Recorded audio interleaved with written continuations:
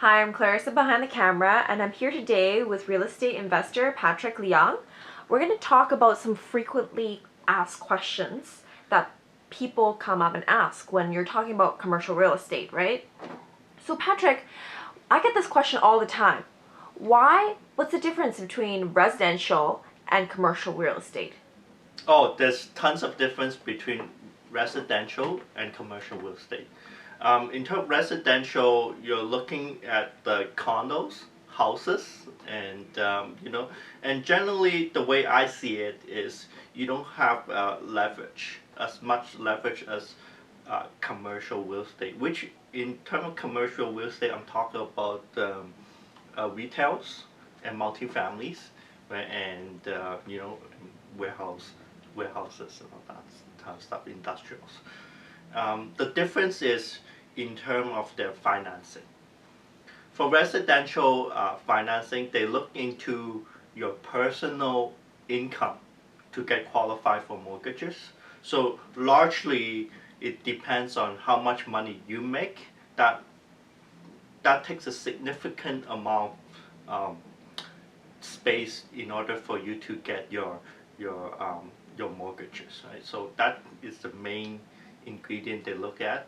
Whereas if you're looking at commercial, they're really looking at if you're buying a 20 unit apartment buildings, they're looking at the strength of that building, its income, and contribute that to valuation and contribute that to getting the mortgage for you. Right, so you deal with investing in commercial real estate across Canada. So does that mortgage change the procedure? Um, the mortgage procedure is slightly more complex in the commercial world because they expect everything to be to be proper. Let's say for example, if you're looking into buying a house, all you need is a appraisal, and in terms housing inspection, that's not required. That's only for you, and all they need is appraisal, and then they'll fund you the loan based on your personal income and how you're able to debt service it yourself.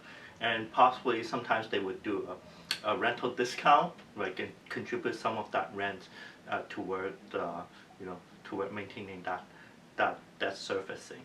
So that's one side, right? That's residential. In terms of commercial here, you're looking at this more due diligence being made.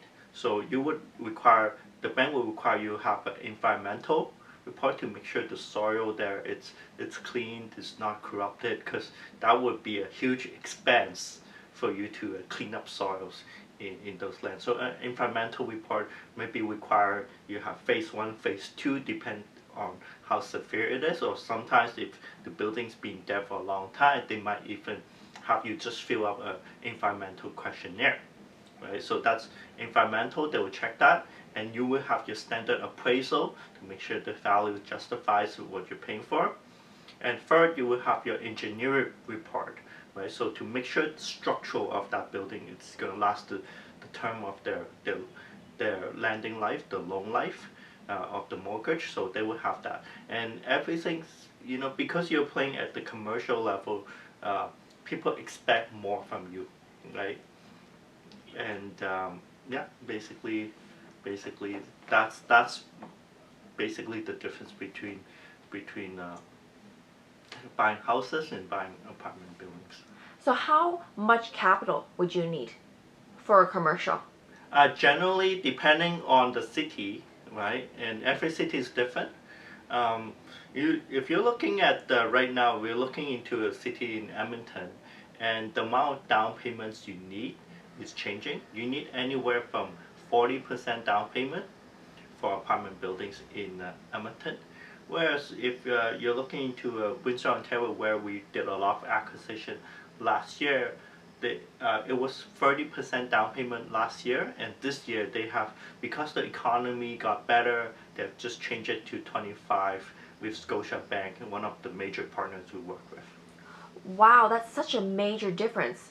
Why a 40% loan to value in Edmonton as compared to a 20 or 25% in Windsor? Oh, well, That's because the bank does research on the economies. They have the quarterly reports, and they would have their own risk department to value their own risk. So when the bank's making a lending decision, they'll do their own research, and actually the more tighter they pull out on the down payment part, the more real estate prices would come down, and there's more value to it's actually you could pay less for that piece of real estate because of they giving you less mortgage. Well, Generally, it seems like apartment buildings and commercial spaces, it's a very big project. Not many people can afford it. How liquid is commercial real estate? How fast can I sell it? Now, the whole point of commercial real estate is, you're actually, and generally how I look at it is, we're not using them as flips. We're using them at least 5, 10 years. A lot of people like to hold them for generation wealth. They save it for the kids, and that's the difference, right? If you're buying a commercial building, the amount of acquisition costs for you to acquire the building, do all this research, it's quite costly. It runs up about 8%, 7 to 8% of the whole cost of purchasing that property. So normally, people don't use that to flip apartment buildings, just because of the high in and out costs. If you're talking residential, it's a lot easier to flip, right? Because you have the different type buyers, they're more emotional and stuff. So if that answers your question. That's brilliant. So if we have more questions, where can we find you, Patrick? Oh, well, you could leave a comment below, and and you could email me at patrick.investor@gmail.com. Great. Thank you for your time.